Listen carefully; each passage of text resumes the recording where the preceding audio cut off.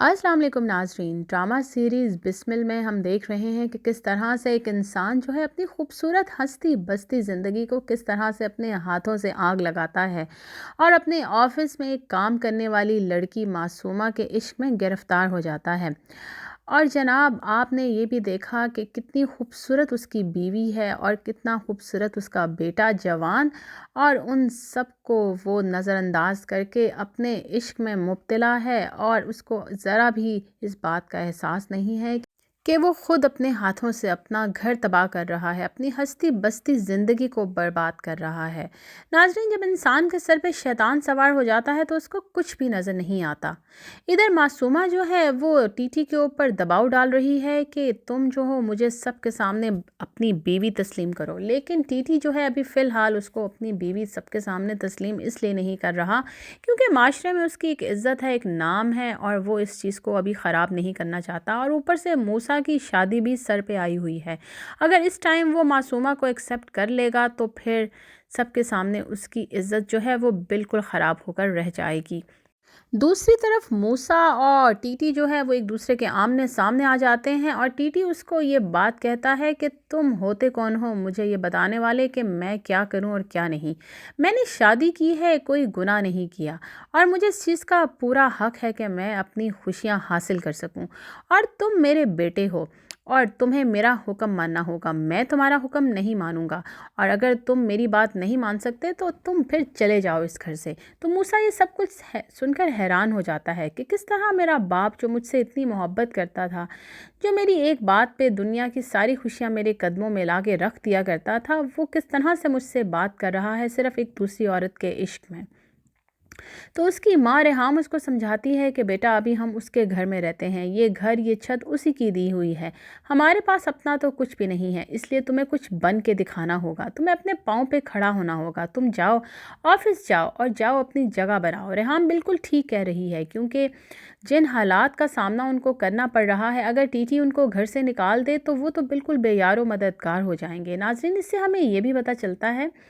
کہ ہمیں اپنی بیٹیوں کو اپنے پاؤں پہ کھڑے ہونے کے لیے ان کو اچھی تعلیم اور ان کو اپنے انڈیپینڈنٹ ضرور کرنا چاہیے، تاکہ کبھی زندگی میں کوئی ایسا مقام آ جائے کہ جس پہ ان کے ہسبینڈ سے خدا نہ خواستہ نہ بن سکے یا کچھ ایسے معاملات ہو جائیں تو وہ اکیلے اپنے گھر کو سنبھال سکیں، اپنے پاؤں پہ کھڑی ہو سکیں۔ کیونکہ اس وقت ٹیٹی جو ہے وہ زیادہ ہی اچھل اس لیے رہا ہے کیونکہ اس کو پتہ ہے کہ ریحام اور موسیٰ جو ہے وہ اس پہ ڈیپینڈنٹ ہیں، اور وہ زیادہ سے زیادہ تھوڑا بہت شور مچائیں گے، روئیں گے، چیخیں گے، اور پھر وہ اس کی بات مان لیں گے۔ اور ناظرین، آگے ہم یہ بھی دیکھیں گے کہ معصومہ جو ہے وہ ٹیٹی سے یہ ڈیمانڈ کرے گی کہ وہ ریحام کے گھر میں جا کے رہنا چاہتی ہے، اور دیکھیے پھر ٹیٹی جو ہے وہ اس کو اس کی بات ماننی پڑے گی، اور پھر کس طرح سے ریحام اور معصومہ ایک ہی گھر میں کس طرح سے آمنے سامنے، اور پھر جو طوفان آئے گا اس کا اندازہ آپ لگا ہی سکتے ہیں۔ دوسری طرف موسیٰ جو ہے وہ بھی بہت ہائپر ہوا ہے، وہ اپنے باپ کو کہتا ہے کہ اگر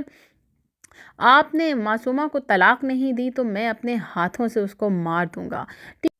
دوسری طرف معصومہ آفس میں ہوتی ہے تو وہاں پہ موسیٰ پہنچ جاتا ہے، اور موسیٰ اس کو دیکھ کے اس کی بہت زیادہ انسلٹ کرتا ہے، اور اس کو کہتا ہے کہ تمہیں اپنے مرے ہوئے باپ کی عزت کی ذرا بھی پرواہ نہیں، اور تمہیں اگر ذرا سی بھی پرواہ ہے تو جاؤ کسی کونے میں ڈوب مرو۔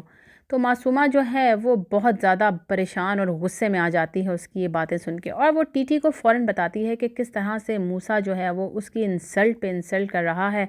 اور آپ اپنے بیٹے کو لگام دیجئے، یہ بیٹا جو ہے وہ آپ کے سر پہ چڑھ کے ناچ رہا ہے۔ تو ٹیٹی کو بہت غصہ آتا ہے اس بات پہ، وہ گھر جاتا ہے اور موسیٰ کو بہت زیادہ ڈانٹتا ہے۔ تو موسیٰ اس کو کہتا ہے کہ یہ آخری بار میں آپ کو کہہ رہا ہوں کہ میں اس عورت کو جان سے مار دوں گا۔ ریحام جو ہے وہ موسیٰ کو بہت سمجھاتی ہے کہ بیٹا تم پلیز ذرا سکون سے کام لو، اطمینان سے کام لو، کیونکہ جن حالات میں ہم ہیں ہمیں ہر قدم سوچ سمجھ کے اٹھانا ہوگا، لیکن موسیٰ کے سر پہ تو خون سوار ہے۔ اب ناظرین، آنے والی ایک ساتھ میں ہم دیکھیں گے کہ میں بھی موسیٰ جو ہے وہ معصومہ کو نقصان پہنچانے کا ارادہ کر لے، اور ٹیٹی جو ہے وہ شاید معصومہ کو اپنے گھر میں ہی لے آئے تاکہ وہ اس کے گھر میں اس کی آنکھوں کے سامنے رہے، اور پھر موسیٰ اس کے ساتھ کچھ بھی نہ کر سکے۔ اب موسیٰ کی شادی بھی سر پر ہے، اور बार बार टीटी जो है वो रेहाम को कहता है कि तुम जाकर मूसा से कहो कि वो मुझसे माफ़ी मांगे। अगर वो मुझसे माफ़ी मांगेगा तो फिर मैं उसकी शादी में शरीक हूँगा, वरना मैं उसकी शादी में बिल्कुल भी नज़र नहीं आऊँगा। अब रेहाम के लिए दोनों तरफ से मायूसी और उदासी ही है, क्योंकि एक तरफ तो टीटी ने उसकी ज़िंदगी में इतना बड़ा उसको धोखा दिया है, और दूसरी तरफ अब मूसा की खुशियाँ जो हैं वो सामने खड़ी हैं, और टीटी ने ये कह दिया है कि वो उसकी शादी में शरीक नहीं होगा अगर मूसा उससे माफ़ी नहीं मांगेगा।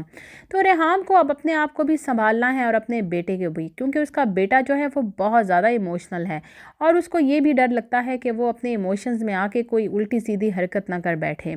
क्योंकि उनके हाथ में तो कुछ भी नहीं है, और क्योंकि सब कुछ टीटी जो है वो अपनी मर्ज़ी के मुताबिक चला रहा है, और ये मासूमा जो है वो दौलत के लालच में न जाने कहाँ तक जाएगी। और जब इसकी हकीकत जो है वो टीटी के सामने खुलेगी तो फिर टीटी को एहसास होगा कि उसने कितनी बड़ी गलती कर दी और किस तरह से अपने घर को उसने अपने हाथों से बर्बाद कर दिया। लेकिन उस वक़्त बहुत देर हो चुकी होगी, और फिर रेहाम और मूसा उसको शायद कभी माफ़ ना कर सकें।